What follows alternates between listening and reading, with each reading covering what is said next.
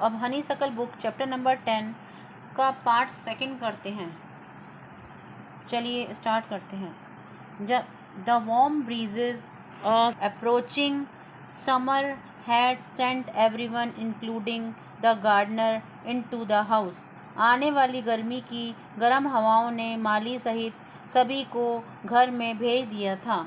I was feeling drowsy my self wondering if I should go to the pond and have a swim with Ramu and the buffaloes, when I saw a huge black cobra gliding out a clump of cactus. जब मुझे नींद सी महसूस हो रही थी, मैं सोच ही रहा था कि मैं तालाब में रामू और उसके भैंसों के साथ जाकर नहा लूं, लेकिन तभी मैंने देखा कि एक बड़ा काला नाग जो कैक्टस के झुरमुट से निकला हुआ था मुझे दिखाई दिया। At the same time a mongoose emerged from the bushes and went straight for the cobra. उसी समय वहाँ झाड़ियों से एक नेवला भी नज़र आया जो बाहर निकला और वे सीधा उस नाग की तरफ बढ़ गया। In a cleaning beneath the banyan tree in a bright sunshine they came face to face. उस साफ बरगद के पेड़ के नीचे वे जहाँ पर तेज धूप थी, वे दोनों आमने सामने आ गए। The cobra knew only too well that the grey mongoose 3 feet long was a superb fighter, clever and aggressive. Cobra केवल इतना जानता था कि ये 3 फीट लंबा नेवला एक महान फाइटर, चतुर और आक्रामक था। But the cobra too was a skillful and experienced fighter. लेकिन कोबरा भी एक कुशल और अनुभवी फाइटर था। He could move swiftly and strike with the speed of light and the sacs behind his long sharp fangs were full of deadly poison. It was to be a battle of champion. और वे तेज़ी से आगे बढ़ सकता था और प्रकाश की गति से हमला कर सकता था, और उसके लंबे तेज़ नुकीले थैले घातक जहर से भरे हुए थे। ये चैम्पियंस की लड़ाई थी। Hissing defence his forked tongue darting in and out, the cobra raised 3 of his 6 feet off the ground and spread his broad spectral hood. Hissing की अवज्ञा करते हुए उसकी फैक्ड कांटेदार टंग जीप अंदर और बाहर की ओर जो जा रही थी। कोबरा ने अपने 6 फीट में से 3 को ज़मीन से ऊपर उठा लिया और अपना चौड़ा फन फैला लिया। The mongoose bushed his tail. नेवले ने अपनी पूँछ झाड़ दी। The long hair on his spine stood up. उसकी स्पाइन रीढ़ पर लंबे बाल खड़े हो गए। Through the combatants were unaware of my presence in the tree, they were soon made aware of the arrival of 2 other spectators. यद्यपि दोनों ही लड़ाकू पेड़ पर थे और वे मेरी उपस्थिति से अनजान थे।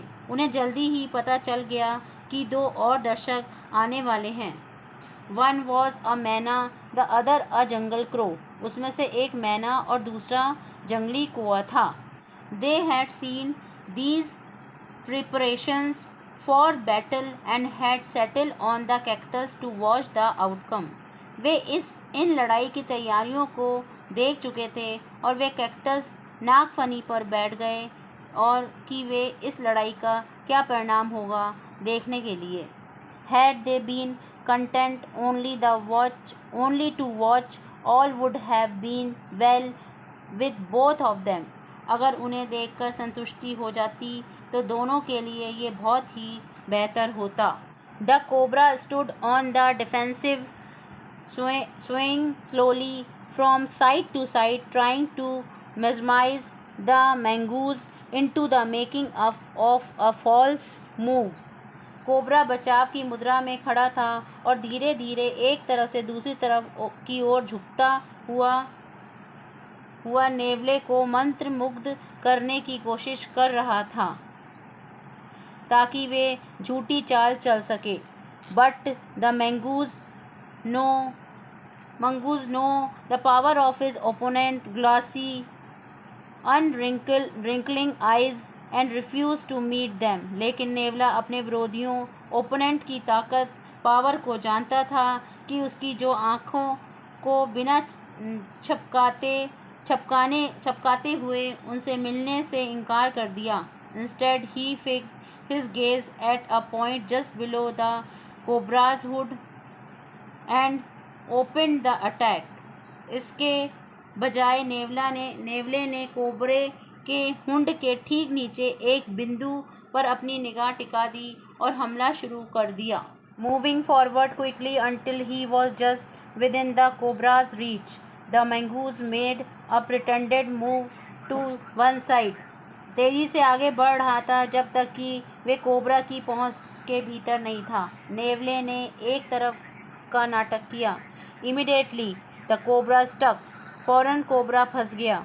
His great hood came down so swiftly that I thought nothing could save the mongoose. उसका बड़ा हुड इतनी तेज़ी से नीचे आया कि मुझे लगा कि नेवले को कोई नहीं बचा सकता. But the little fellow jumped neatly to one side and darted in as swiftly as the cobra, biting the snake on the back and darting away again out of reach. लेकिन नन्हा साथी बड़े सफाई से एक तरफ कूद गया और कोबरे की तरफ तेज़ी से अंदर घुस गया. पीठ पर सांप को काट कर फिर से बाहर निकल गया. At the same moment that the cobra struck, the crow and the manna hurled themselves at him only to collide heavily in mid-air. उसी क्षण कोबरा ने अटैक किया तो वे कोआ और वो मैना दोनों कोबरे पर टूट पड़े. बुरी तरह से टकराते हुए वो उसके ऊपर टूट पड़े. Shrinking insult at each other, they returned to the cactus plant. A few drops of blood glistened on the cobra's back. एक दूसरे का अपमान करके वे वापस कैक्टस के पौधे पर आ गए. कोबरे की पीठ पर खून की कुछ बूंदें चमक रही थीं. The cobra struck and missed. वो कोबरा अटैक करता और फिर मिस कर जाता. Again the mongoose sprang aside, jumped in and bite. फिर नेवला दूसरी तरफ कूद जाता और फिर कूदता और फिर कूदता और फिर काट लेता. Again the birds dived at the snake, bumped into each other instead and returned shrinking to the safety of the cactus. फिर से वो चिड़िया स्नेक को गोता लगाते हुए परेशान करते हुए एक दूसरे से टकरा गए और फिर कैक्टस की सुरक्षा के लिए चिल्लाते हुए वापस लौट गए. The third round followed the same course as the first but with one dramatic difference. तीसरे दौर में पहले की तरह ही पाठ्यक्रम का पालन किया गया लेकिन एक नाटकीय अंतर के साथ. The crow and the manna, still determined to take part in the proceedings, dived at the cobra, but this time they missed each other as well as their marks. कोबा और मैना ने अभी भी कार्रवाई में भाग लेने के लिए दृढ़ संकल्प किया. कोबरे पर फिर अटैक किया लेकिन इस बार वे एक दूसरे के साथ साथ अपने निशान से चूक गए. The manna flew on and reached its perch, but the crow tried to pull up in mid-air and turn back. मैना उड़ गई और उसके पर्च पर पहुंच गया लेकिन कोए ने हवा के बीच में ऊपर की ओर खींचने की कोशिश की और वापस मुड़ गया. In the second that it took the bird to do this, the cobra whisked his head back and struck with a great force, his snout thundering against the crow's body. दूसरी बार फिर कोबरा अपनी गर्दन को पलटते हुए अपने great force के साथ कोए को डसता है और वे अपना मुंह देकर कोए पर मारता है. I saw the bird flung nearly 20 feet across the garden. मैंने देखा जो कौवा था वे 20 मीटर तक दूर जाकर गिरा. It fluttered about for a while, then lay still. वे कुछ देर तक फड़फड़ाता रहा, फिर स्थिर हो गया. The manna remained on the cactus plant, and when the snake and the mongooses returned to the fight, very wisely decided not to interfere again. मैना वापस अपने कैक्टस ट्री पर आ गई और जब उसने देखा कि कोआ तो मर गया है, तो उसने सोचा कि अब मैं इसके बीच में स्नेक और नेवले की लड़ाई में कोई भी इंटरफेस नहीं करूँगी. The cobra was weakening and the mongooses walking fearlessly up to it, raised himself on his short legs and with a lightning snap had the big snake by the snout. Cobra बहुत ही कमज़ोर पड़ गया था और जो नेवला था वे बिना डरे इधर उधर घूम रहा था. अपने छोटे छोटे पैरों से उसने अपने आप को उठा लिया और बिजली के झटके जैसी आवाज़ उस बड़े सांप के थूथन के पास आई. The cobra writhed and lashed about in a frightening manner and even put itself about the mongoose, but to not evil.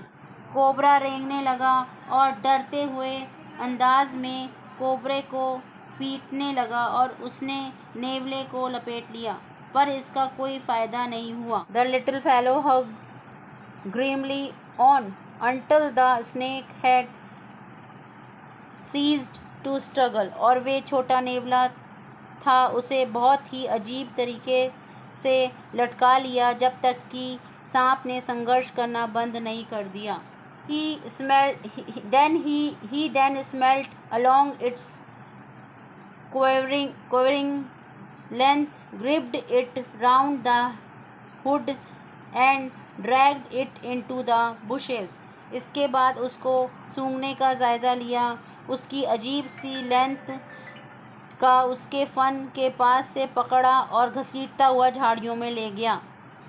The manna dropped cautiously to the ground, hopped about, peered into the bushes from a safe distance, and then with a shrill cry of congratulation flew away. मैना बहुत ही सतर्कता के साथ ज़मीन पर उतरी, फुदकी, उसने झाड़ियों में झाँका एक सुरक्षित दूरी से खड़े होकर, और फिर एक तीखी आवाज़ कॉन्ग्रेचुलेशन बधाई की आवाज़ देते हुए उड़ गई. बच्चों, यहाँ पर सेकंड पार्ट ख़त्म हो जाता है. इस चैप्टर का फर्स्ट पार्ट का वीडियो मैंने पहले बना दिया है, आप उसे देख लें. सेकंड पार्ट का मेरा वीडियो अब कंप्लीट हो गया और इसके क्वेश्चन आंसर और वर्ड मीनिंग का वीडियो मैंने आगे बनाया हुआ है. प्लीज़ उसे देखें, लाइक करें और सब्सक्राइब करें. Thank you.